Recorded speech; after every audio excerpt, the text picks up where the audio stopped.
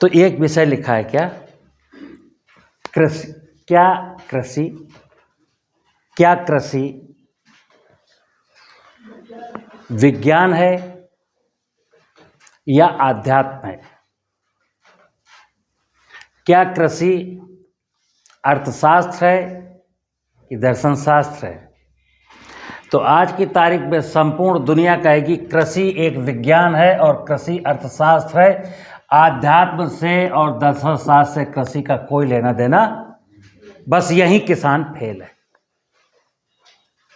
अब मैं क्या कहूँगा, कृषि विज्ञान का विषय नहीं है, आध्यात्म का विषय है।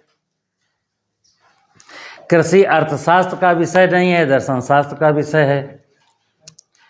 तो देश का कोई भी बुद्धिजीवी मुझसे पूछ सकता है कि सचान साहब ये बताओ कि कृषि विज्ञान का विषय, कृषि विज्ञान का ही विषय है, आध्यात्म से कोई लेना देना नहीं है। तो मैं उससे पूछूंगा कि अगर कृषि विज्ञान का विषय होता तो कृषि अनादिकाल से होती आई है और कृषि में कभी अनादिकाल से ऐसी प्रॉब्लम कभी नहीं क्रिएट हुई जो आज क्रिएट हो रही हैं। ऐसी प्रॉब्लम कभी आई क्या?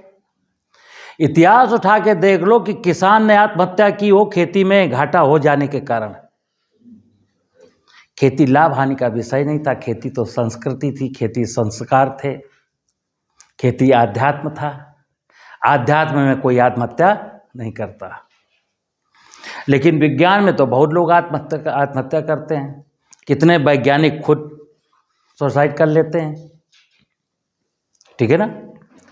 तो विशुद्ध रूप से खेती जो है आध्यात्म का हिस्सा है और अर्थशास्त्र का बिल्कुल नहीं है, दर्शन शास्त्र का है। तो कोई कहेगा फिर मैं क्या करूं, अर्थशास्त्र का विषय नहीं है तो फिर मेरे पास चंद पैसे नहीं आएंगे तो मेरा कार्यक्रम कैसे चलेगा?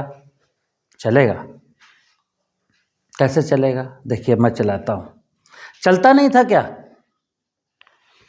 आज के ठीक 50-60 साल पहले मैं बचपन काल में देखता हूं, मेरे बचपन काल में जब मैं 5-6-7 साल का हूं तो बड़े मुश्किल से कभी 10 पैसे का सिक्का मिलता था। पैसे की जरूरत ही नहीं थी, पैसे की जरूरत ही नहीं थी और घरों में भी पैसे नहीं होते थे,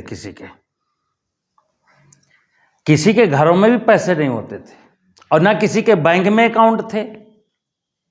लेकिन हाँ, हर किसी के घर में किसी न किसी कमरे में, दलान में चोरी से रात के अंधेले में माँ बाप कुछ किलो 2 किलो चांदी, कुछ सोना खोद के गाड़ के छुपा के लिप देते थे। पता नहीं चलता था, उसके ऊपर चरपैया डली रहती थी, उसी के ऊपर मटकी रखी रहती थी, उसी के ऊपर अनाज का बोरा रखा रहता था। कागज का नोट नहीं था ज़्यादा ना। क्यों नहीं था? क्योंकि हमें सरसों, घर मेरे खेत में सरसों नहीं पैदा हुई और तेल की ज़रूरत है। तो जिसके खेत में सरसों पैदा हुई वहाँ 10-50 किलो चना ले गए और 50 किलो सरसों ले आए। किसी के यहाँ जो है गेहूँ नहीं था, जौ थे, तो 50 किलो जौ ले गया, 50 किलो गेहूँ। एक दूसरे से एक्सचेंज हो जाता था गांव में। नाई रोजाना सुबह आता था, बिना पैसे के बाल काट जाता था। धोबी कपड़े ले जाता था, कभी पैसे नहीं मांगता था। कुम्हार आपको दीपावली में दीपक दे जाता था, जरूरत के मटका परई वो पानी भरने के लिए मटके दे जाता था, कभी पैसा नहीं मांगता था। लुहार बैलगाड़ी ठीक कर देता था, बढ़ई आपके सब कुछ ठीक कर देता था और कभी कोई पैसा गांव में नहीं मांगता, सब कुछ ऑटोमेटिक चल रहा था। उसी का नाम तो दर्शन शास्त्र है। एक दूसरे की पूरकता में जीना, एक दूसरे को कंसीडर करना, इसके बदले तुमने ये दिए। जैसे पहले वैद्य थे, कोई बीमार होता था, एक 3 किलोमीटर 3 कोस दूर गांव में वैद्य थे, तो कहीं कहता था कि चले जाओ साइकिल से वैद्य जी को लिवा ले आओ। तो वैद्य की कोई फीस होती थी क्या कि 500 रुपये चाहिए, 50 रुपये चाहिए? प्रेम से साइकिल के पीछे वैद्य जी बैठ के आते थे, तो वैद्य जी पहले मरीज को देखते थे, फिर वैद्य जी को घर में जो भी चीज़ें होती थीं, दही है, गुड़ है, वो खिलाया जाता था। और लोग जानते थे कि वैद्य जी खेती नहीं करते, तो वैद्य जी के जब भेजने जाता था वही बालक, तो वैद्य जी को 10 किलो गुड़, 5 किलो गुड़, 4 किलो चावल, जो मर्जी हुआ, जो उस घर में हुआ वो साथ में। पैसा का कोई अच्छा, आज भी जीवन में अगर हम ऐसे जिए तो पैसे की क्या जरूरत है ना? लेकिन चलिए, फिर आया साहब विज्ञान का युग। देखिए आप, हाँ,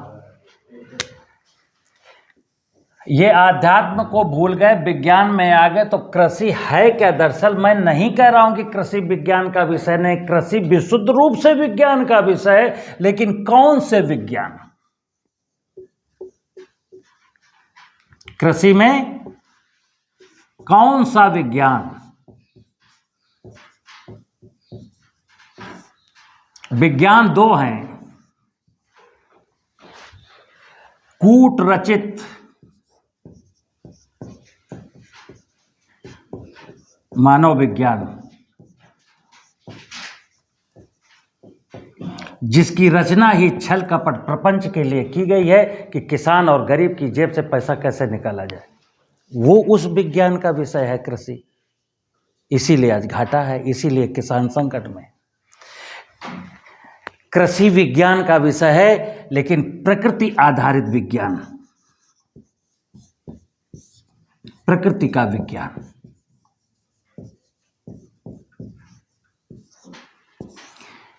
देखिए, विज्ञान दो है, एक है प्रकृति का विज्ञान, एक है भौतिक विज्ञान। भौतिक शास्त्र का विज्ञान और नेचर का विज्ञान डिफरेंट, अंतर है। जब हम प्रकृति के विज्ञान की बात करेंगे तो प्रकृति की रचना किसने की?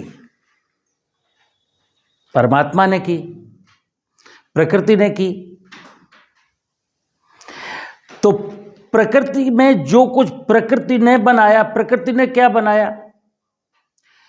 नाना प्रकार की वनस्पतियां, नाना प्रकार के जलचर, नाना प्रकार के थलचर। ये मिट्टी, जल, जलाशय, जलवायु, झरना, पहाड़ किसने बनाया? परमात्मा ने, नेचर ने बनाया, खुद रचा। तो और मनुष्य इनके बीच में जीता है, तो मनुष्य की ड्यूटी है कि वो पता करे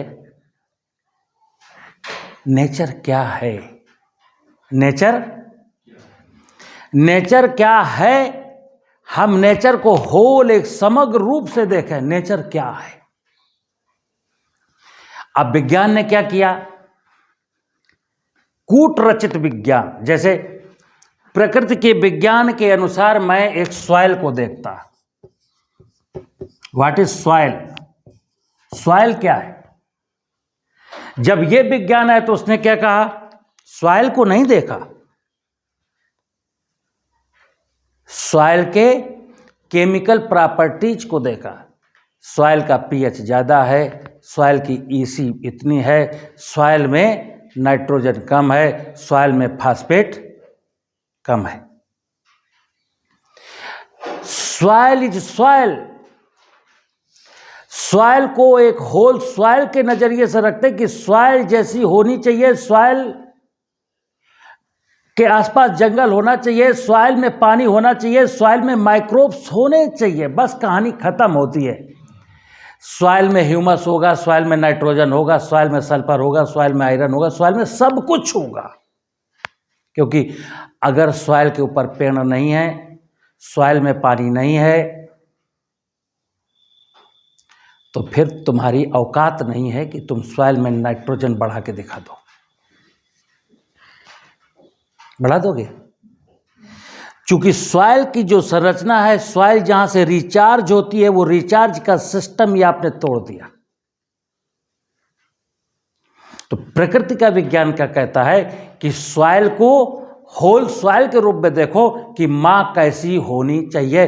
आध्यात्म का विषय इसलिए मैं कह रहा हूं कि जब मैं इस सॉइल को मां कहता हूं, ये रिश्ता तभी निभा पाएंगे। आध्यात्मिक माँ है सॉइल मेरी। और लोग कहते हैं कृषि जो है विज्ञान का विषय है। जब इसको मैं माँ मान लूँगा ना, जिस दिन मेरे दिमाग में आएगा ये मृदा, ये खेत मेरी माँ है, उस दिन देखिए भाव जागृत होंगे माँ के प्रति अच्छे अच्छे। और जब कोई ये कहेगा कि तुम्हारे खेत में नाइट्रोजन कम है, तो बोले क्या करें, बोले यूरिया डालो। माँ को यूरिया की जरूरत नहीं है, माँ को ममता की जरूरत है। माँ को, और कितनी भी यूरिया, कितनी भी डीएपी, कितना भी सल्फर, कितना भी जिंक, कितने भी माइक्रोन्यूट्रिएंट्स डाल करके कोई खेत को, माँ के स्वरूप को ठीक करके दिखाए, नहीं ठीक होगी। तो मैं कहता हूं आधुनिक कृषि विज्ञान है, जिंदगी भर आप रोएंगे। आधुनिक विज्ञान ने सोचा है कि जिंदगी भर किसान रोए। मैं कहता हूं अगर कृषि आध्यात्म बन गई, आपने कृषि को आध्यात्म का विषय मान लिया, तो जिंदगी भर आप हंसेंगे।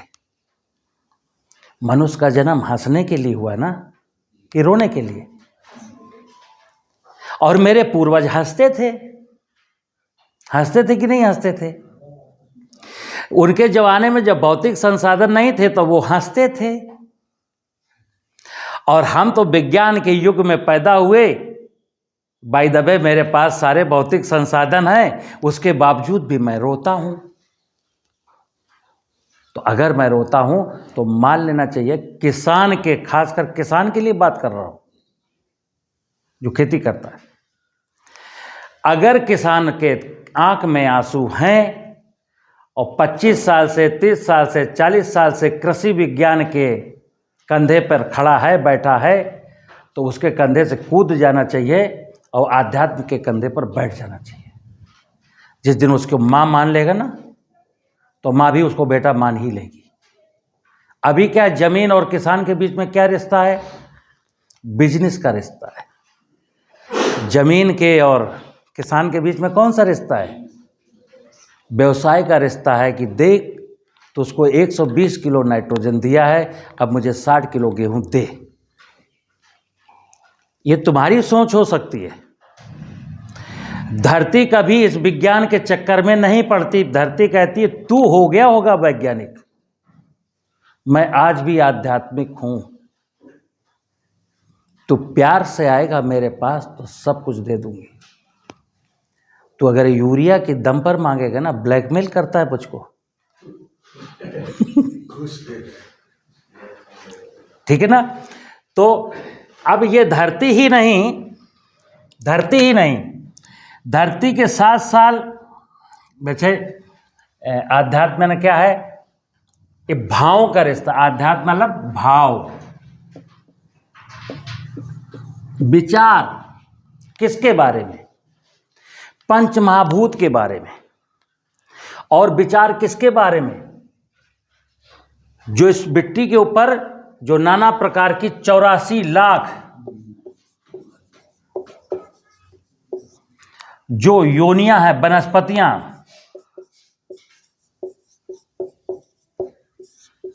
जलचर, थलचर, नभचर। देखिए पंच महाभूत, धरती, पानी, हवा, आकाश, अग्नि, और फिर धरती के ऊपर खड़ी हुई अनेकानेक वनस्पतियां, फिर वहां पर विचरण करने वाले जलचर, थलचर, नभचर। अब जंगल नहीं बचा तो नभचर कहां से बचेंगे? जब गांव का जलाशय ही खत्म हो गया तो जलचर कहां से बचेंगे? जब धरती की फर्टिलिटी ही लूट ली तो थलचर कहां से बचेंगे? इसलिए मैं कहता हूं कि आध्यात्म का विषय, भावों का विषय, यही आपको इंस्पायर कर सकता है। मनुष्य बनने के लिए अगर कोई प्रेरित कर सकता है तो ये आध्यात्म और दर्शन ही प्रेरित कर सकता है। इन पंच महाभूत से वनस्पतियों, जलचर थे, थलचर का, नभचर का ठीक ठीक अध्ययन करना, ठीक नजरों से देखने का नाम है दर्शन। इन सब को ठीक नजरों से, बारीक नजरों से देखने का नाम है दर्शन। देखने का काम है दर्शन, और इनसे हमारा रिश्ता क्या, रिश्ते को समझने का नाम है दर्शन। और जो रिश्ता है मेरा इनके साथ, उस रिश्ते को निभाने का नाम है दर्शन। और जो आध्यात्म है, देखिए दार्शनिक आप जब तक नहीं हो सकते जब तक, ये दोनों दर्शन और आध्यात्म ऐसे विषय हैं कि दर्शन के बिना आध्यात्म नहीं, आध्यात्म के बिना दर्शन नहीं। क्योंकि भाव जब तक जागृत नहीं होंगे, दर्शन माने आंख देखेगी, और भाव विचार आएंगे कि देखना चाहिए, मन की आंखों से देखना चाहिए। ये भाव है, आंख तो देखेगी। तो आध्यात्म जो है भावों का विषय है। इंटायर जो कायनात है, इंटायर जो नेचर है, नेचर के जो पंच महाभूत हैं, पंच महाभूत की बनाई हुई जो 84 लाख योनियों की रचना है, ये परमात्मा, ये नेचर इतनी मूर्ख, इतना बेवकूफ़ तो नहीं हो सकता कि जिसने बच्छर को बनाया, चींटी को बनाया, इल्ली को बनाया, मधुमक्खी को बनाया। यानी ऐसी चीज़ों को बनाने की क्या जरूरत थी? विज्ञान कहता है कि कोई जरूरत नहीं थी, इनको मारो, ये तुम्हारे दुश्मन हैं, इनको मारो, ये फसल के दुश्मन हैं। विज्ञान तो यही कहता है ना, वीड्स को मारो, इल्ली को मारो, व्हाइट ग्रेप को मारो। और मैंने लिखा है कूट रचित मानव विज्ञान, कूट रचित कपट भरा विज्ञान है। क्यों? ये जब इल्ली को मारेगा ना तो तितली मरेगी, जब माहू को मारेगा तो मधुमक्खी मरेगी, जब दीमक को मारेगा तो केंचुआ मरेगा, और जब एनपीके के चूतियापे में फंसेगा तो ह्यूमस कम होगा, और फिर ये जिंदगी भर रोएगा और जिंदगी भर मेरी शरण में पड़ा रहेगा, हमारे आगे पीछे चक्कर लगाएगा। साहब अब क्या करें, साहब अब क्या करें, साहब अब क्या करें, अब तो सॉइल में ऐसा हो गया, अब तो फसल बढ़ नहीं रही है, अब तो बीमारी लग गई है, दाने में चमक नहीं है, मेरी दुकान चलती रहेगी, तुम्हारी दुकान बंद हो जाएगी। इसलिए आपको समझना है क्या कि कृषि अर्थशास्त्र का विषय नहीं है, दर्शन शास्त्र का विषय है, और कृषि विज्ञान का विषय नहीं, आध्यात्म का विषय है। और फिर बता दूं, जब तक आप ऐसा मानोगे, भिखारी सारी दुनिया, दाता एक राम। खेती में देगा तो राम देगा, ईश्वर देगा, परमात्मा देगा। और कब देगा? जब आप उसकी व्यवस्था के साथ कदम ताल मिला के चलोगे तो छप्पर फाड़ के देगा, और अगर उसकी व्यवस्था के साथ कदम ताल नहीं मिलाए तो चमड़ी निकाल लेगा। यही तो